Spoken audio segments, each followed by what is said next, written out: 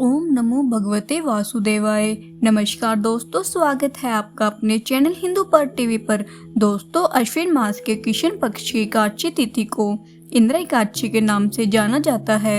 इस बार इंद्र एकादशी का व्रत 28 सितंबर दिन शनिवार को रखा जाएगा।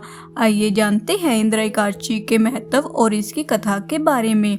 वीडियो को शुरू करने से पहले वीडियो को लाइक करें और चैनल को सब्सक्राइब करें। इंद्र एकादशी का महत्व।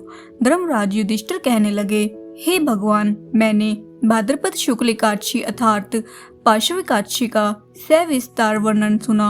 अब आप कृपया करके मुझे अश्विन मास के कृष्ण पक्ष की एकादशी के विषय में बतलाइए। इस एकादशी का क्या नाम है तथा इसके व्रत का क्या विधान है। इसके व्रत के करने से किस फल की प्राप्ति होती है। भगवान श्री कृष्ण कहने लगे कि अश्विन कृष्ण एकादशी का नाम इंद्र एकादशी है। यह एकादशी पापों को नष्ट करने वाली तथा पितरों को अधोगति से मुक्ति देने वाली है। हे राजन, ध्यान पूर्वक इसकी कथा सुनो। इसके सुनने से ही वाजपेय व्रत का फल मिलता है। इंद्र एकादशी की व्रत कथा। प्राचीन काल में सतयुग के समय महिष्मती नाम की एक नगरी में इंद्रसेन नाम का प्रतापी राजा धर्म पूर्वक अपनी प्रजा का पालन करते हुए शासन करते थे। वह राजा पुत्र पौत्र और धन आदि से संपन्न और भगवान विष्णु के परम भक्त थे। एक दिन जब राजा सुख पूर्वक अपनी सभा में बैठे थे तो आकाश मार्ग से महर्षि नारद उतरकर उनकी सभा में आए। राजा उन्हें देखते ही हाथ जोड़कर खड़े हो गए और विधि पूर्वक आसन व अर्घ्य दिया। सुख से बैठकर मुनि ने राजा से पूछा, हे राजन, आपके सातों अंग कुशल पूर्वक तो है, तुम्हारी बुद्धि धर्म में और तुम्हारा मन विष्णु भक्ति में तो रहता है। देव ऋषि नारद की ऐसी बातें सुनकर राजा ने कहा, हे महर्षि, आपकी कृपा से मेरे राज्य में सब कुशल है और मेरे यहाँ सब कर्म आदि सुकृत हो रहे हैं। आप कृपया करके अपने आगमन का कारण कहिए। आप आश्चर्य देने वाले मेरे वचनों को सुनो। मैं एक समय ब्रह्मलोक से यमलोक को गया और वहाँ श्रद्धा पूर्वक यमराज से पूजित होकर मैंने धर्मशील और सत्यवान धर्मराज की प्रशंसा की। उसी यमराज की सभा में महान ज्ञानी और धर्मात्मा तुम्हारे पिता को एकादशी का व्रत भंग होने के कारण देखा। उन्होंने संदेशा दिया, सो मैं तुम्हें कहता हूँ।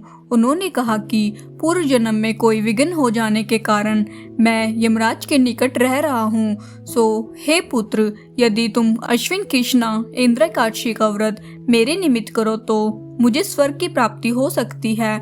इतना सुनकर राजा कहने लगे कि हे महर्षि, आप इस व्रत की विधि मुझसे कहिए। नारद जी कहने लगे, अश्विन मास की कृष्ण पक्ष की दशमी के दिन प्रातः काल श्रद्धा पूर्वक स्नान आदि से निवृत्त होकर पुनः दोपहर को नदी आदि में जाकर स्नान करे। फिर श्रद्धा पूर्वक पितरों को श्राद्ध करे और एक बार भोजन करे। प्रातः काल होने पर एकादशी के दिन दातुन आदि करके स्नान करे। फिर व्रत के नियमों को भक्ति पूर्वक ग्रहण करता हुआ प्रतिज्ञा करे कि मैं आज संपूर्ण भोगों को त्याग कर निराहार एकादशी का व्रत करूंगा।